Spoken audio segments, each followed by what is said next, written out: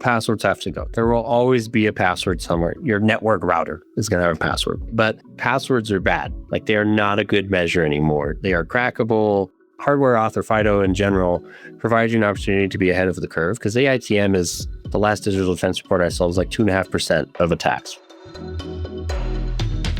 Welcome to Demystifying Microsoft, a podcast by the Sourcepass Center of Excellence for Microsoft. We believe Microsoft shouldn't be hard. Each week, we break down what's changing across the Microsoft ecosystem, help you solve your toughest challenges, and provide clear, actionable advice to keep you ahead of the curve. If you're responsible for Microsoft decisions and want clarity without complexity, you're in the right place. Hello, and welcome to today's episode of the Demystifying Microsoft podcast. I'm your host, Nathan Taylor, and today I am joined by my good friend, Dom Kirby. How are you, sir? I'm good. How are you? Doing good, man. Excited to nerd out with you a little bit today, so this should be fun. Oh, these are the best calls where we just nerd out. They're the best. It's so much fun.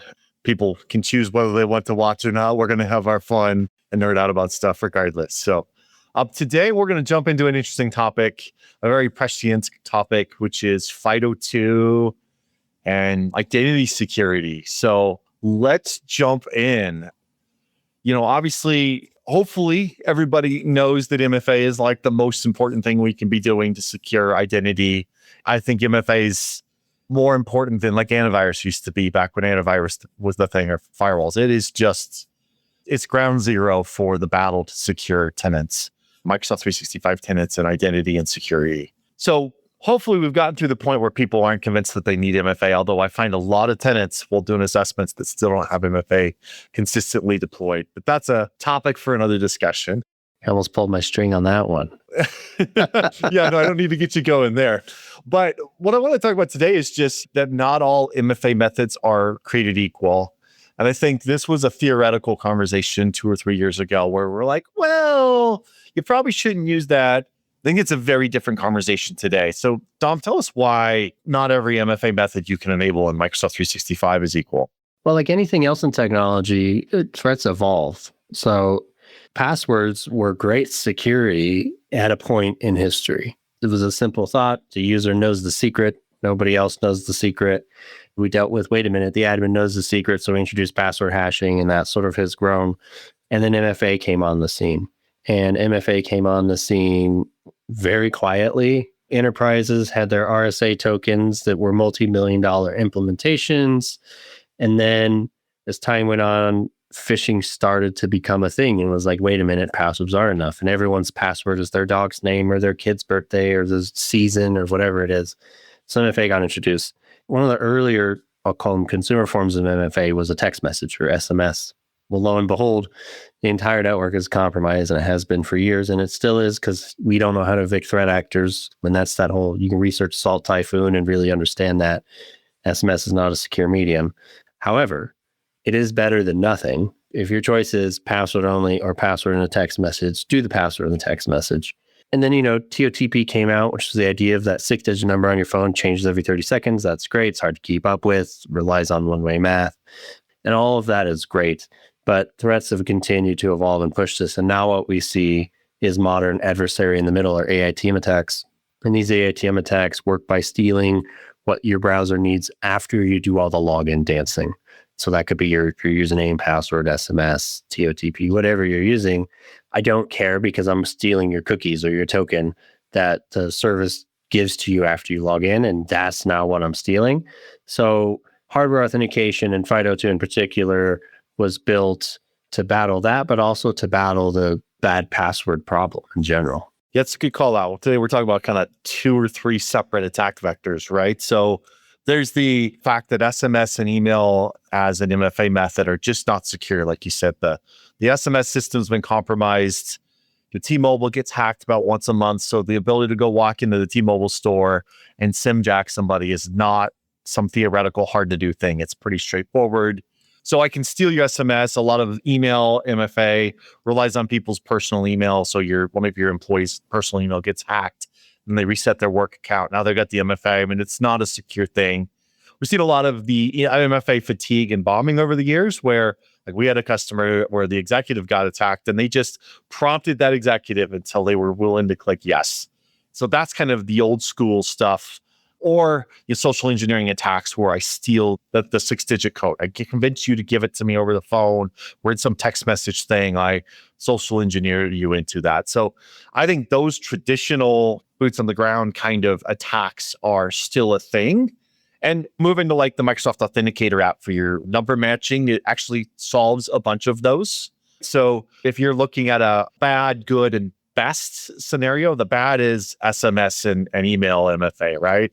A good is the 6-digit rotating code, but even better is like the Microsoft Authenticator with the number matching, that sort of stuff. But where those break down is, okay, you got everybody on Microsoft Authenticator, great. You're not going to be as easy to attack with social engineering attacks. Now we've got these adversary-in-the-middle attacks where they say, well, that's great. You've got secure MFA, but I don't care because I'm going to steal your token and you're actually going to validate my token through a really secure MFA method, right? So talk us through all those man-in-the-middle attacks and maybe even explain to us how you even demo these in security boot camps. You can show people this is something that was theoretical 3 years ago, but now it's just child's play to enable. Yeah, and this is a really old category of attack. And all it means is that I've put something in between you and what you want in order to listen to what's going on. So traditionally, we can go way back into like Wi-Fi and then WEP. Go back to phone lines and like party lines and neighborhood lines. Party lines and taps and all of that. But, when we would say your Starbucks Wi-Fi is the most dangerous thing you can be doing and all that, and that's sort of true today, but not nearly as much as it used to be because we have more modern encryption techniques that prevent you from seeing what I'm doing on the network. And we have SSL. Modern AITM is really, okay, it capitalizes on what we call a reverse proxy, which is a super popular tech. It's just a server that serves your content and it sits in between you and sort of whatever on the back end needs to happen. Almost everything you connect to on the internet uses one. And simply take that same technology and I proxy, say Microsoft, and then I get you to click a link. You're going to see a login page that looks, feels, and behaves like the Microsoft login page. In fact, when you put in your email address and your company has branding, your company branding is going to be there all shiny and new. It's going to be exactly what you expect, but you're actually connecting to my server and you have to see it in the address bar in order to get a hold of this. And the beauty of it is you're going to log in and you're going to do your MFA dance. And I've got a couple options, but the most sophisticated one I like is I'm actually going to show you what you're logging into. Outlook's going to pop up. You're going to be reading your emails through my server and maybe not even know it. And what's happening is you log in and you do all the things that have been set up because you've got a great admin and you're a good security human. And once you finish logging in, Microsoft sends you back what we call a token. And that token is a bunch, to you, it looks like gobbledygook that I send back every time I want to do something. That token says, hey, this is Dom. He's logged in. He did his MFA. Let him do his work. I steal that and I copy it and I now use it to do nefarious things. I exfiltrate your data. I do a BEC or business email compromise, whatever I'm going to do with that. You're typically none the wiser. It's very easy to pull off, to your point, Nathan. We demonstrate this all the time. Clear, we demonstrated in approved scenarios with infrastructure we own. It's a product called EvilGenix. It uses what we call fishlets or fish kits, I believe he calls them. And you plug these in and poof, you're proxying Microsoft. It's a valid SSL certificate because it's using my domain that I control. And the best way to spot it, there's a couple of tells pre-compromise. One of them, the biggest one, is the address, the domain in the address bar. Read before you click, read before you enter passwords. If your password manager says you're not in the right place, you're not in the right place. But the other tell, there is some stuff, there's some browser extensions now out there and some security products that are looking for those telltale signs too, that, hey, this looks like a Microsoft page, but it's not a Microsoft domain, let me intervene. Yeah, it's just literally somebody standing over your shoulder watching you type in your PIN number at the ATM, and they've already got a copy of your credit card number. And so they can be you. They can go up to that ATM and say, hey, I'm Dom. And the ATM says, you have validated yourself as Dom and you've passed all the tests, right? So, and I think this was something that 3 years ago, people like you were like, hey, look at this can be done. And you show it and demo it in a lab. We weren't seeing it in the wild, but I think about 12, 18 months ago, it became a real thing in the wild. We started to see it a lot in customer scenarios where threat actors were doing it. I thought it was interesting. You said it's a product. That's worth calling out, that I can literally go find somebody on the internet selling me the ability to do with it. They've got the whole kit. Like the business email compromise, email free or sell it, but I can buy it with an email list with the whole 9 yards. You too can have your own threat actor business where you're doing business email compromise and stealing people's accounts. So this is moved from a theoretical space to it's real. I think the other thing that's dangerous about it and scary about it is, as admins, we have these ways where whenever we think an account has been compromised, we go dig into the logs. So we go try to find what happened, right? So we log into our Entra portal, we start looking at the audit logs on that account. And with normal email compromise, usually I see the string of moments. 17 failed attempts, and then a successful attempt, or 17 MFA pushes, and on the 18th they clicked yes, or whatever the variables are. The login came from another place. But with this token stealing, it's different because the login, they're all successful. And it looks like, MFA satisfied. There's nothing glaringly wrong. You have to pay attention to subtle details. The IP address that came in, maybe the time of day, or there are some details, some attributes that the back end is starting to be able to pick up on, but they're subtle. And it's not nearly as easy to go investigate. Well, and attacks like this are where threat hunters and threat hunting platforms earn their keep. You usually are combining more than one signal to come to a conclusion. So my machine is sitting here on my desk behind an IP. And if I log in and very suddenly there's activity from another place and another IP, like those are the two signals I have to correlate. So I'm correlating something that happened in the cloud and something that happened on my machine. And I have to have the infrastructure in place to see both of those things at the same time, which is hard. But, I think we're getting there and we're seeing products really be able to catch this both pre and post intrusion. Yes. Let's talk about the Microsoft stack. If you're running the Entra ID P2 Plan 2 license as part of your Defender suite, get that properly configured. Microsoft's decent at connecting these dots. They do even better when you're running the Defender for endpoint on your endpoint because it's also adding a whole bunch of signals data. And so as you go deeper in the Microsoft ecosystem and you really embrace their stack, they provide a lot of that data. Now, a lot of maybe traditional MSPs aren't running the Plan 2 license. They're not running Defender EDR, so they don't have all those variables. Like you said, there's a couple solutions now for these token attacks then, right? We got a couple ways we can address it. One is to have, I'm just going to call it out. We're not going to spend a lot of time on it, but I'll just mention it. Putting compliant device policies into your tenant where you want trusted, known, validated devices on your connections to sensitive content on your side is one of the quick ways to detect it, because that token replay is not enough when you have that conditional access policy in place. It wants to see the token and the validation from the client that you're a trusted device, and it validates every connection. And so that token doesn't get you through that. So just to call out that's a really great reason to be looking at compliant device policies and compliant device conditional access, known, managed, compliant devices. Yeah, and that defeats these AITM attacks because typically Microsoft is forcing your browser to interact with the local system. And that doesn't happen through this proxy because it's a headless connection. But you have to be cautious because there are some apps in the Microsoft ecosystem that just honor a minted token no matter what. And they don't introspect often, or like if you go to the bar and you show them your ID, there's a difference between like they look at it and scan it and check it with the DMV. Some of these apps don't often check it with the DMV. So do be cognizant of that. Like if you see signs of an incident, you got to revoke sessions, you got to revoke tokens, you've got to do the work. I think that's a great call out. I think it's a common misconception in incident response at the low level where we're just trying to solve a business email compromise. People go in, they reset the password, and they're like, all right, we're done. You can't just stop there these days. You need to go look at what enterprise apps were registered. Is there an OAuth connection that used that? Revoke session tokens, but also revoke authentication methods, because oftentimes they're throwing another authentication method in there. Heck, if they're smart and it's enabled, they put a FIDO2 token in there and they have double confirmation that they are who they say they are when they're pretending to be you. So you've got to go deeper than we used to go when we were kicking these threat actors out. But let's get on to our main topic here, what we're excited to talk about, which is FIDO2. So tell us what FIDO2 is, Dom.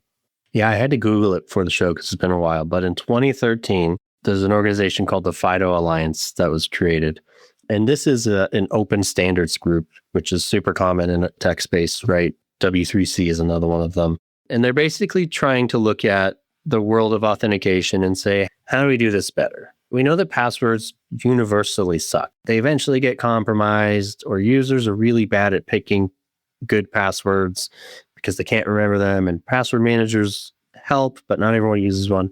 They're kind of looking at this holistic issue of authentication saying, what if we just did this completely differently? Really summed up in two topics, is hardware and cryptography. And they looked at, the DoD and organizations that are of similar scale will use PKI or certificates, which is similar but more complicated. And they said, how do we take that model and reapply it? So they came up with, first it was FIDO, then it was FIDO2, and now you've got WebAuthn, which is sort of the underlying protocol for all this. Basically, what we're saying is we no longer need a secret to be told to the recipient or the authorizer. That's not what we do anymore. We're simply saying we need proof of possession in the cryptography world, or proof that you know a secret without telling me the secret, which is very, very cool, right? The other thing they accomplished is what we call mutual authentication, which means I know you and you know me, and we validated that we both know each other before we've started exchanging secure information. And that's also done cryptographically. And so it's a simple standard that's picking up a lot of steam. And if you've seen it in the wild, it was probably called a passkey for you. The underlying technology of passkey is FIDO2. Yeah, Passkeys, the phrase that came around. I don't think I saw it before a year ago, maybe 18 months ago. And now it's everywhere. It's just Passkeys, even like the YubiKeys. When you registered an old passkey, it was a FIDO token. You do it now, it calls it a passkey. So that's definitely the branding that's taken over, which I think is great. And it's great to see passkeys coming into places like Coinbase and Facebook and Outlook.com and all these sites. Google allow you to do passkeys, which is great. So the value of passkeys is all the technical stuff you just said there. The real rub of it is that it bypasses these man-in-the-middle attacks because the authentication flow doesn't run through that web session, right? The other authentications you were doing, the conversation happens in the context of that HTML connection between your endpoint and Microsoft, and you're in the middle listening. FIDO2 authentication, the token, the passkey actually authenticates in a separate channel that is running in parallel so that they can't intercept that. That's it, exactly. And the big key mechanism they built is that mutual auth. So when you store a passkey, it also stores, the technical term is relying party. But that relying party is the domain. So, and I have a YubiKey, for example. That YubiKey knows that credential for Microsoft is for Microsoft.com. If badguy.com asks for that token, it doesn't have a token for that. It has nothing to do. There's nothing to log into according to FIDO2 and the security key. The authentication can never finish because the two parties haven't established trust. And that's one of the biggest, at least, geniuses of it is everyone has to know each other before this exchange happens. Got it. What's back to what is authentication really? It's who you are, what you know, what you have. It's multiple layers of how do we trust each other? And so we're establishing that not only can I sign your authentication request, maybe most passkeys require a PIN number. So it's something I know, it's something I possess, but that thing I possess is also has a connection to the other side. And so there's multiple 2, 3, 4 layers of authentication happening in this process. If you're using physical like YubiKeys, the great thing about it is you can't use it without physical access to that key. That physical key is the only way to use that authentication method. Now, usually you're going to put multiple YubiKeys on something you're secured. You want to, maybe have one in your pocket and one in your safe at home. But because of that problem, you lose one, you can't find a way to backfill that. It's gone. Now, Microsoft recently added some additional capabilities where we're moving on from just having physical keys to now I can do it through the Microsoft Authenticator app, which is pretty stellar. I think it really is going to allow us to scale this to corporate users. But just from personal experience, needing the physical key, I'm a nerd, I believe in this stuff, I value this stuff, it's a pain in my butt. Pulling out that key, it's an extra 10 seconds. I got to pull out my keychain. Now my keychain's on my computer. Forgot to pull it out. There's a lot of insecurities, and it's the more secure method. So if I have a very secure site, I don't want to use an app-based one. But the fact that I can now use the Microsoft Authenticator app for this is a huge win for broader adoption of this technology. Security is only risk management, right? It's a specific discipline of risk management. So you're making risk management sure. You're saying, hey, this privileged thing, I need my hardware security key, and I'm probably combining it with other controls. What happened is the FIDO Alliance, which, by the way, the biggest sponsors of the FIDO Alliance are Google, Microsoft, and Apple. And they all agree on this thing. They don't agree on much, right? you start to realize like, hey, wait a minute. Not everyone wants to carry and use a security key. And it's tough to get them to work on mobile devices. And like the whole Bluetooth or NFC thing is a challenge. And people cut their fingers and the biometrics don't work on those keys anymore. All kinds of problems. So Passkey was actually born out of that. They said, okay, we need to make it more approachable. Nobody wants to use a FIDO2 WebAuthn security authenticator key. And we need to make it simple. And that's where the phone model came in. And it's genius from a technical perspective. It still has a lot of the same properties, physical presence and proximity done through Bluetooth and a lot of cool stuff. But now that the math secret that my security key knows is now just on my phone. And the math secret is still there, that it never goes anywhere, but it's now on my phone and it's communicated over secure tunnel, or the answer is rather. And that makes life a lot easier because, to your point, I pull out my phone, I give it my fingerprint, and boom, I'm in, barring like weird Bluetooth challenges that they're still working through. Absolutely. The interesting thing about Passkeys with Microsoft, if you've been playing with Passkeys, using them in other aspects of your life, I use a product like a Keeper or 1Password for managing my personal passwords. And I use Passkeys at places, Google, Apple, Microsoft. I believe in this technology, so I use it to secure my personal things. Well, what's nice is you can start recording these passkeys on your iPhone or in your 1Password or in your Android device or in your Keeper or whatever password manager you use. Most of them now support being the passkey repository, which can be nice. Maybe you can have a passkey to a critical account for your family and your wife can access it too. You shouldn't have to have your phone every time she logs in. She's got access to your shared vault in that product. Microsoft's implemented this a little differently from those implementations in that they only allow the Microsoft Authenticator app to run passkeys.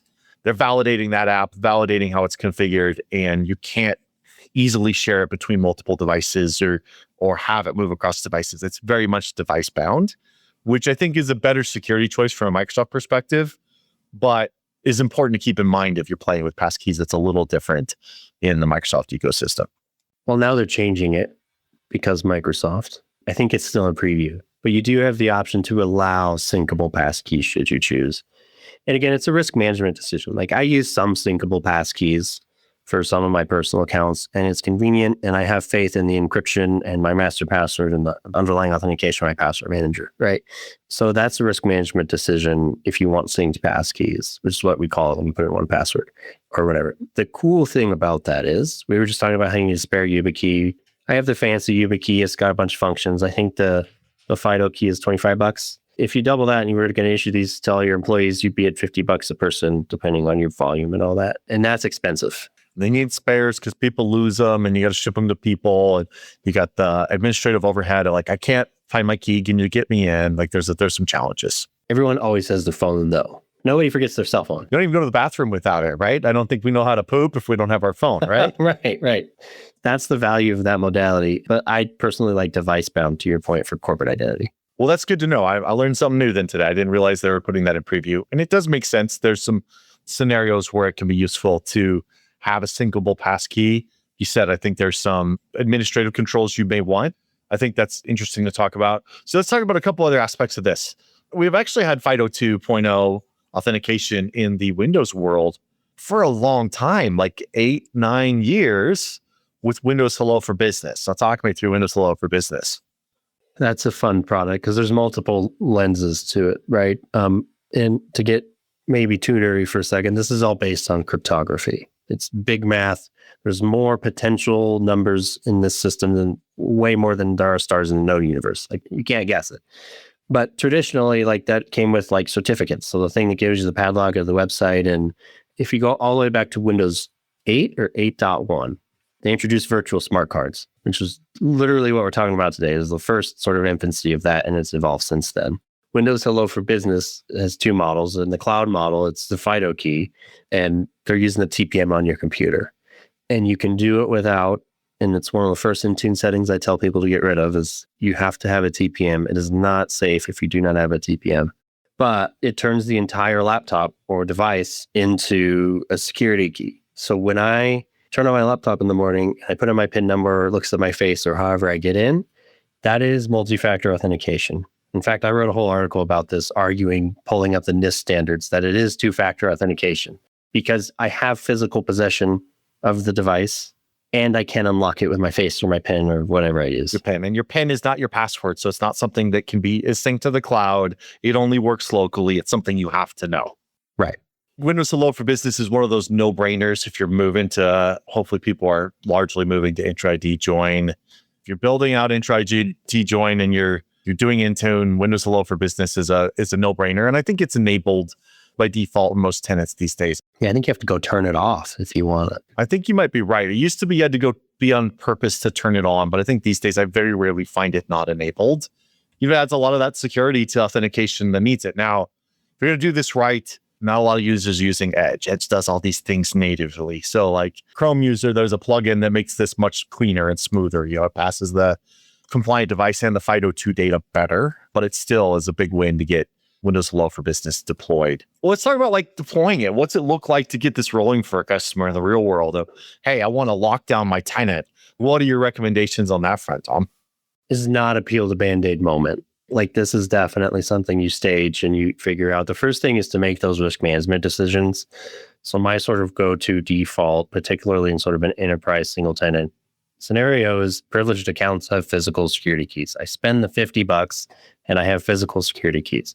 And that just buys me peace of mind, right? Because I have an admin key to my own tenant. It's in a safe. It's not in my pocket. I can't get it any more secure if I wanted to.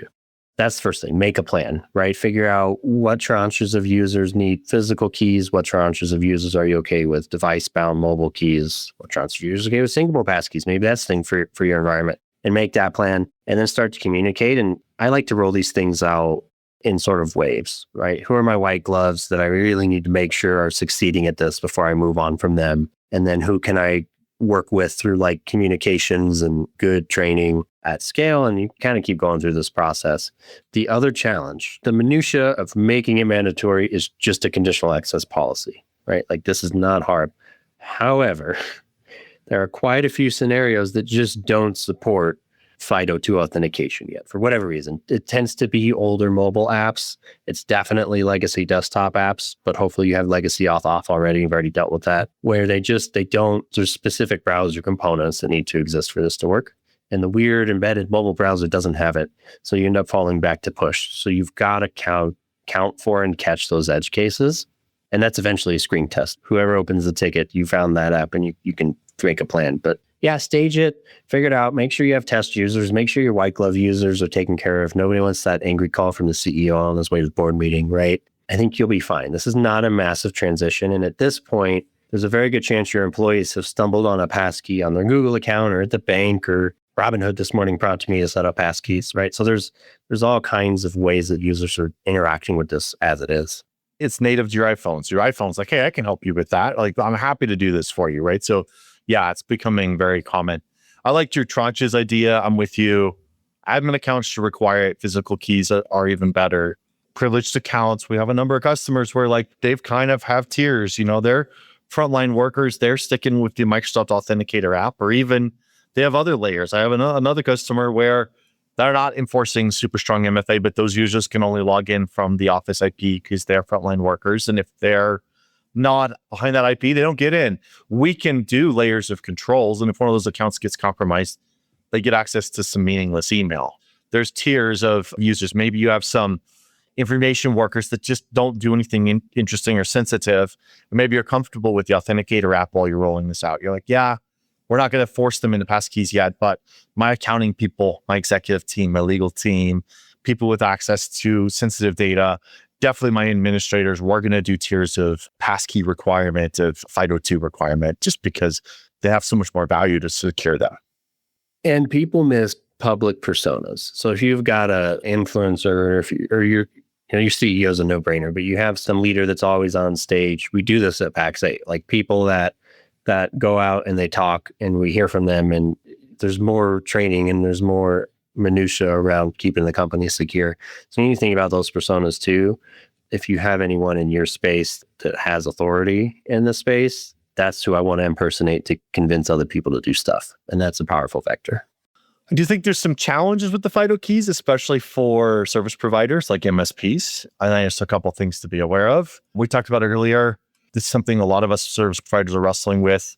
We want our customers to be using FIDO keys, but locking out our admin account where we're helping them with things can be hard with the FIDO key, because how do you scale a FIDO key to 10 technicians or 20 technicians on a service desk? And I think there's a couple answers to that. I think one of them is solve the correct problem. Like if you're going to scale support, use something like GDAP, because GDAP allows me to FIDO2 you as employee of my company. I'm going to use Microsoft's partner panel to do your daily work. It's logged who did it. You're not using a shared account. It's fully FIDO2, but you're not sharing FIDO token on a customer environment. So I think that's the place I'd start with that conversation. If you want to do this at scale, start there. Now, you may still need a full admin account, a global admin, because we all know there's those things you just need to do for the customer. And then you have to start working through, do you have your set number of employees that do have a YubiKey that they're allowed to put on customer tenants, and you build some policy around it? There's a risk on that one too, which is there's a crazy edge case of, okay, you have a technician, he's got a YubiKey, and it gets set up on 12 customer tenants as a YubiKey on a global admin account. And you fire him and he walks out the door with that YubiKey. That YubiKey is a bit of a golden ticket. And you need to go find all the places that YubiKey was set up on customer accounts. And so I do think it's important that as a service provider, you do put thought into how you're using FIDO keys, YubiKeys at a corporate level, because you can put yourself in a bit of a pickle where it becomes harder to revoke that access. It's a tough one. And, Microsoft is making measurable improvements to GDAP all the time. I think, and I might get beat up for this, but I would postulate that in most scenarios, your tier 1 and probably tier 2 techs will reach just fine in GDAP. And that's getting better. Build's 2 months away. And there's always more to come at build. It's kind of my own little thermometer. But it's an interesting problem because, like you said, I do not want to let anyone just willy-nilly YubiKeys onto especially shared global admin accounts. So then do you move away from the shared GA model and somehow automate that disabling of those accounts? And you can, right? You can have unlicensed GAs in Microsoft. That's the thing. So that's an option. This is also, I might get beat up for this too, but this is also an arena where syncable passkeys might have a play. And they might have a play because they are not exportable. They are stuck in the password manager, right? And if you get into the minutia of NIST and AALs and that sort of thing, they don't qualify. But if I turn off your access to my corporate, keeper or whatever, you no longer have access to that passkey. It is impossible for you to have copied that passkey out somehow, assuming I have sharing restrictions set up. There's actually a lot of value in that model, right? And you could combine that with requiring keeper be on a compliant device and some other controls to really have a somewhat effective strategy. But it is a tough one. And I think if I was scaling again today, I would very much revisit what I was doing and very much be GDAP centric. And there would be a very limited number of humans who get to go around the GDAP wall. I think you could throw some PIM PAM in there too, of hey, I'm going to FIDO2 in, and then you have the PIM to get your GA. I think there's some real value there of just the pause and the logging and the approval processor. There's some really interesting things to land there. So I think as service providers, we've got to adapt to the new world. And I think it's a thing, this FIDO2 requirement it's been ramping slowly, but I think it's going to get to the point where we're going to have to be able to say well, I don't really want to support you if your admins don't have FIDO2. And that becomes a risk for all of us, right? Password, they never will, but passwords have to go. There will always be a password somewhere. Your network router is going to have a password, right? But passwords are bad. They are not a good measure anymore. They are crackable. They're hard to remember. They're hard to invent. It's just not a great way but it's also so entrenched that it will take decades to not have passwords anymore. But you may as well move forward. And hardware auth or FIDO in general provides you an opportunity to be ahead of the curve, because AITM is, the last digital defense report I saw was 2.5% of attacks. Sounds like a small number until you consider Microsoft's scale. And the interesting thing though is the trend is up, right? It was, 1.75 the year before or something like that. So it's an opportunity to be ahead of the curve. Absolutely. Well, let's talk about some finally, let's wrap it up with just some kind of talking about licensing and requirements. We love our business premium and our E3 and there's so much good there. But to be clear, FIDO2 is available to anybody with a Microsoft account. It's included with Entra ID Basic, the free edition. It's available to everybody. It is important to go into your Entra portal and go upgrade to the modern auth methods. Go to the authentication methods section. Microsoft was going to force everybody to upgrade in September. That day came and went, and people are still not upgraded. There's legacy auth all over the place. I'm not sure why they said one thing and did another, but I'm running in still a lot of tenants where they haven't upgraded. And so first step, if you want to play with this, is you got to go upgrade your authentication methods to modern, enable FIDO2. The default settings are generally okay. Almost anything in there, if you mess with it, is going to make it harder to use FIDO2. There are ways you can really lock it down to just this serial number, or just this model number, or just these devices. And for a sensitive environment, I do that. But if you're just wanting to get your feet wet, go turn on FIDO2, go get migrated to modern auth, maybe put one of your accounts and have a backdoor account or a break glass account, but put one of your accounts in a conditional access policy that requires it, and play with it. Understand where it impacts you. See what the experience is like. It's still not seamless. There are times that, like you said, that little QR code pop up to trigger it in the Passkey app doesn't work right, or there's a weird delay. I find I have to do it twice at times, that it doesn't take the first time, which is interesting, I think. Man, I'm glad I'm not alone. Every time the last 2 weeks, it's been 2, and it drives me crazy. So it's not perfect, and I think that's worth understanding. You need to be using it for yourself. Now, if you really want to enjoy like the Windows Hello for Business capabilities, start to enforce it with conditional access, you're going to require that Entra ID P1. But we already recommend people are on Business Premium or Microsoft 365 V3. So that's built in and is part of our basic hardening equation. You need to be managing your security with conditional access. Security defaults is great for a startup, but it's not granular enough to really allow you to harden your tenant. So I think it's really worth digging into this. And I think it's kind of fun. It's fun technology to play with. I think it's neat stuff. I'm a cryptography nerd, so that's part of my, like, I love hashing and key pairs, but it's a cool tech. I would just also do it on your personal accounts. Go to your Google account, set up a passkey. Go to your Apple does it, Microsoft personal accounts. Like, ironically, you can probably do it everywhere except for your bank. You could probably enroll a passkey, and they'll catch up someday when passkeys are obsolete. They'll add passkeys. Exactly. No, I think it's a great call out. I think doing it on your personal accounts, I think there's an important thing to talk about is not just humans and people taking care of their own security, but intelligent threat actors are going to go after the admins in their personal life too, because they get information that's open. It's additional layers they can go after. And man, if your Gmail account or your Apple account gets compromised, and that's what you're running your life through, that's where all the password resets go, that's where all the notifications go, you're in trouble. They're going to go a long ways. They can do a lot of stuff. And so I'm with you. I have our family Google and Outlook and Apple accounts tied to YubiKeys. And a lot of them now you can say, hey, I'm locking it down to passkey only. Some of them make it harder to eliminate the other options, but my password vault requires YubiKey. My Apple account, my Gmail account requires it, because I just want to know that's going to be really dang hard to get in there without a couple physical keys. And there's some real peace of mind with that. I think it's critical to get there. And then someday we'll figure out how to get our parents to do the same thing. That's a whole nother discussion. Well, yeah, we'll get there. Well, Dom, I appreciate you jumping in and talking with me about this. This is super nerdy, and I knew you'd have way more depth of understanding here than I do. But to all those listening, get out there, start playing with FIDO2, get some passkeys, set up your Microsoft Authenticator app, really jump in and start to understand it, and start securing your tenant. It's a crazy world out there, and you have to take every advantage you can get. How can people learn more about you, keep up with some of the stuff you're doing? LinkedIn is my jam. So it has my government name because it has my validated government ID. So I'm Dominic Kirby on LinkedIn. That's where I nerd out, believe it or not. So yeah, I don't have anywhere else to send you, just LinkedIn.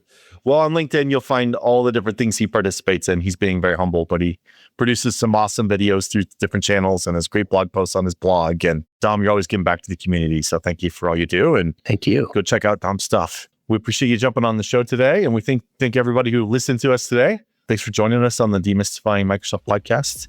And we will catch you on the next one. Thanks.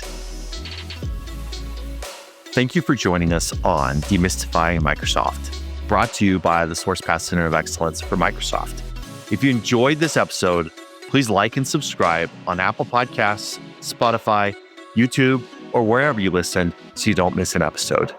If you would like to talk to one of our Microsoft problem solvers, click on the link in the episode description or contact our team at sourcepassmcoe.com. Thank you.